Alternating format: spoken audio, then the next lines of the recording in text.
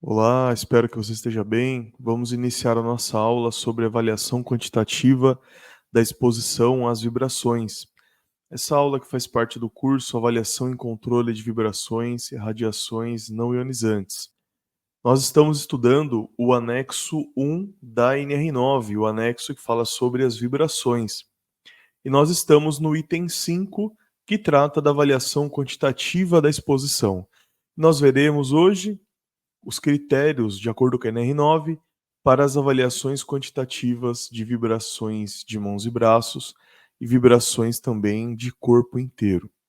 Então, no primeiro item, nós temos que a avaliação quantitativa deve ser representativa da exposição, abrangendo aspectos organizacionais e condições ambientais que envolvam o trabalhador no exercício de suas funções. Então, nós podemos ver aqui que a avaliação quantitativa deve ser representativa, né? Então, o que significa isso? Quando nós fazemos uma avaliação, nós devemos fazer uma avaliação da exposição real do trabalhador, levando em consideração o local que ele trabalha, né, as ferramentas, o maquinário que ele emprega ali durante a realização do seu trabalho, o tempo de exposição também, né, como nós estamos estudando nesse momento as vibrações, então o tempo de cada ciclo na qual ele utiliza os equipamentos, né, com emissão de vibração. Então nós devemos sempre realizar uma avaliação quantitativa que demonstre a exposição real desse trabalhador, ou seja, uma avaliação que seja representativa. Então, se ele opera uma empilhadeira em um piso irregular, a gente tem que fazer avaliação de vibrações quantitativas no piso irregular com aquela empilhadeira que ele utiliza, né? Se ele utiliza a empilhadeira num piso, né, nivelado, então a gente tem que fazer avaliação no piso nivelado, numa situação real, né, uma situação que demonstra a exposição real desse trabalhador. Se ele utiliza uma ferramenta manual, então a forma que ele utiliza a ferramenta a gente deve, né, considerar no momento de fazer a avaliação quantitativa. A gente não pode simplesmente simular uma condição diferente, a gente sempre tem que levar para a condição real que o trabalhador utiliza, tá? Nós temos também, pessoal, no item 5, aqui do anexo do DNR9, sobre os procedimentos de avaliação. Então, a norma diz que os procedimentos de avaliação, seja de vibração de corpo inteiro ou de mãos e braços, a serem adotados devem ser os procedimentos de avaliação, os procedimentos técnicos dados pela Fundacentro, lá nas NHOs, nas normas de higiene ocupacional.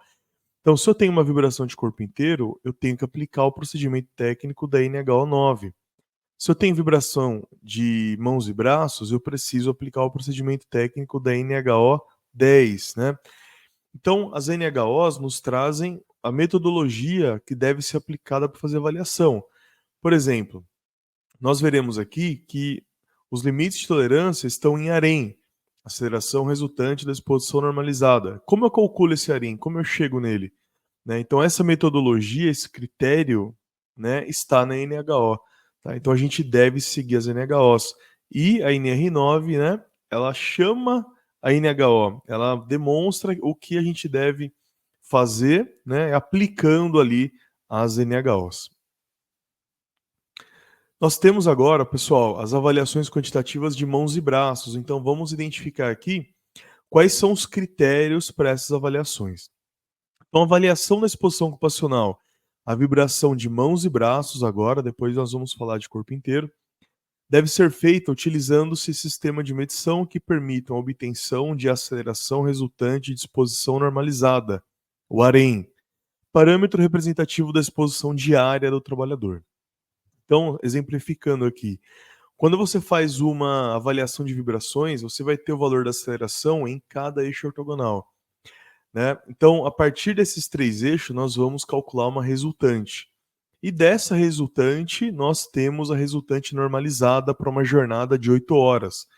Né? Por quê? Porque o limite de exposição ele é diário. Então, o seu trabalhador realiza, por exemplo, o uso de uma parafusadeira durante 3 vezes no dia dele, 3 ciclos, e cada ciclo tem uma duração de 40 minutos, então eu vou ter ali um tempo de utilização dentro de uma jornada padrão de 8 horas, e eu levo em consideração esse tempo de uso dentro da jornada. eu normalizo então essa exposição para 8 horas. A gente vai aprender a fazer isso, né, mas como exemplo é semelhante ao ruído, na qual nós também temos o nível de exposição normalizado. Então, para as vibrações, a gente precisa avaliar quantitativamente e chegar no resultado em harém, né, para que eu possa comparar com o limite de tolerância que também está nesse critério, né, no harém. Nós temos agora, pessoal, o nível de ação e o limite de exposição para as vibrações de mãos e braços. Então, o nível de ação para as vibrações de mãos e braços em harém é de 2,5 metros por segundo ao quadrado, metros por segundo ao quadrado, unidade de medida de aceleração. Então, 2,5 é o nível, o limite é o dobro, né? O nível é a metade do limite de tolerância. Então, o limite de tolerância para as vibrações de mãos e braços, vibração de mãos e braços, limite de tolerância em harém é de 5 metros por segundo ao quadrado. Então, nós temos aqui na NR9, né, os limites, o limite de tolerância e o nível de ação para as vibrações de mãos e braços. Agora, nós vamos falar das vibrações de corpo inteiro. A avaliação da exposição ocupacional à vibração de corpo inteiro deve ser feita utilizando o sistema de medição que permite a determinação da aceleração resultante de exposição normalizada, o harém, e do valor da dose de vibração resultante, o VDVR, que são parâmetros representativos da exposição diária do trabalhador. Bom, então como vocês podem notar, nós temos 2 limites de exposição ou 2 critérios, né, para avaliar as vibrações de corpo inteiro, que é o harém, que nós já conhecemos, né, e o VDVR. O que seria esse VDVR? O VDVR é o valor da dose de vibração resultante. Ele é um parâmetro que quantifica a exposição cumulativa do trabalhador à vibração ao longo de uma jornada de trabalho. E ela considera não apenas a intensidade da vibração, como nós temos lá no harém, mas também o tempo de exposição, né, gerando uma proporção, uma medida mais precisa do risco potencial para a saúde do trabalhador.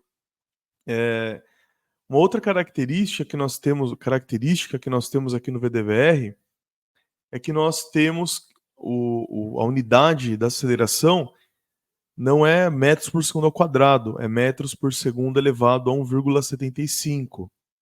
Então essa unidade, metros por segundo elevado a 1,75, é uma forma de normalização que leva em conta o efeito da vibração em diferentes níveis de intensidade e duração. Então esse expoente diferente, né, não 2, mas 1,75, ele vai ser utilizado para refletir a resposta fisiológica dos trabalhadores à vibração. Então isso significa que a medida considera não apenas a aceleração média, mas também como a exposição prolongada às vibrações pode ter um efeito mais significativo do que apenas a soma das acelerações. Esse modelo também ajuda a avaliar melhor o risco à saúde, permitindo uma abordagem mais segura, mais cautelosa em relação à proteção dos trabalhadores. Então, nós temos aqui 2 critérios diferentes, o harém e o que nós já vimos, a aceleração resultante da exposição normalizada, e o VDVR, né, que considera essa intensidade da vibração ao longo do tempo. Tá bom? Seguindo aqui, pessoal, nós temos o nível de ação. Nível de ação para avaliação da exposição ocupacional diária. A vibração de corpo inteiro corresponde a um valor da aceleração resultante de exposição normalizada, o harém, de 0,5 metros por segundo ao quadrado. Então, esse é o nível de exposição em harém. E o limite de tolerância, não, desculpa, o nível de ação. E o nível de ação para as vibrações de corpo inteiro em VDVR, que é de 9,1 metros por segundo elevado a 1,75. Limite de exposição agora. Limite de exposição diária à vibração de corpo inteiro. Então nós também temos aqui 2 critérios, em harém e em VDVR. Então, o valor da aceleração resultante exposto ao normalizado AREM, de 1,1 metros por segundo ao quadrado. E nós temos também, pessoal, o valor da dose de vibração resultante, o VDVR. Então, o limite é 21 metros por segundo elevado a 1,75. Então, aqui nós temos limite de tolerância em AREM e em VDVR. E a norma diz que, para fins de caracterização da exposição, a organização deve comprovar a variação dos dois parâmetros acima descritos. Então, você não pode simplesmente avaliar um parâmetro apenas, você deve comprovar a avaliação em ambos os parâmetros, assegurando, então, que os trabalhadores permaneçam dentro dos dois limites para a proteção, né, da sua saúde, para garantir ali a sua segurança. Então, os dois parâmetros devem ser avaliados. Eu vou comentar um pouco mais sobre a diferença entre os dois. Por que eu tenho AREM e VDVR nas vibrações de corpo inteiro? Então, o VDVR, pessoal, mais uma vez, ele é usado para avaliar a exposição acumulada à vibração, né? Então, ele vai levar em consideração os picos de vibração mais intensos e ele pode ter um impacto mais significativo na saúde também, né? Então, isso é importante para situações onde a vibração é variável e também é intermitente. Agora, o AREM, ele é mais adequado quando você deseja avaliar a intensidade contínua da vibração, né? Então, quando você usa uma ferramenta, por exemplo, de mãos e braços, você só mede em AREM, por quê? Porque a vibração ela é contínua. Agora, numa vibração de corpo inteiro, né? Imagina um motorista de ônibus.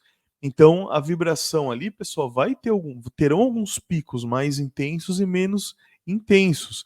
E esses mais intensos, mesmo que sejam breves, eles também devem entrar na avaliação, né? Por esse motivo, você precisa da dose total de vibração também, né? Então, importante esses dois critérios para vibração de corpo inteiro, mas lembre-se, só na vibração de corpo inteiro, né? Então, a AREM foca na aceleração ao longo do tempo, sendo mais utilizado para vibração contínua. E o VDVR foca na dose total acumulada de vibração, né? Levando em conta tanto a intensidade da vibração, as diferentes intensidades, e a duração, né? Sendo mais útil, então, para situações onde a vibração ela é variável e intermitente. Nós temos também, pessoal, nesse item 5 do anexo da NR9, né, dois itens, pessoal, que são semelhantes para as vibrações de mãos e braços e para corpo inteiro, né, que é a questão da aplicação, pessoal, das medidas de controle. Então, se ultrapassar o nível de ação, você veja que esses itens são bem parecidos, tá? Mas o que muda aqui? Então, em situações na qual ultrapassa o nível de ação, a gente precisa adotar medidas de caráter preventivo. Em situações em que é ultrapassado o limite de tolerância, devemos adotar medidas em caráter corretivo. Então, essa é uma diferença que a norma coloca para nós. Ultrapassou o nível de ação, você precisa iniciar a adoção de medidas, né, de prevenção, de medidas de controle, né, mas de caráter preventivo, independente do EPI, né? Então você vai precisar pensar em diminuir o tempo de trabalho, né, com as vibrações, implementar algumas melhorias entre a fonte e o trabalhador, né? Como alterar na pega ali na ferramenta, colocar um material que absorva impacto, por exemplo, né, que seja ali no assento do veículo que o trabalhador está dirigindo para vibração de corpo inteiro. Então são situações preventivas, né? Você deve adotar a partir do nível de ação. Agora, quando eu tenho um limite ultrapassado, o que a norma está dizendo? Que a organização ela deve implementar medidas corretivas, né? Nas medidas corretivas, pessoal, a gente trabalha diretamente na fonte, né? Então já seria voltado ali para realizar a substituição da ferramenta, a substituição da fonte de vibração, alteração por um modelo que gera um valor de vibração menor, uma intensidade menor, né? Então são situações aqui diferentes.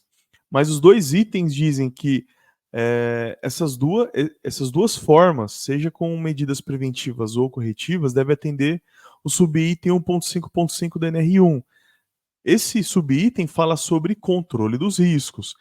Então aqui eu tenho um roteiro de como fazer controle dos riscos da NR1.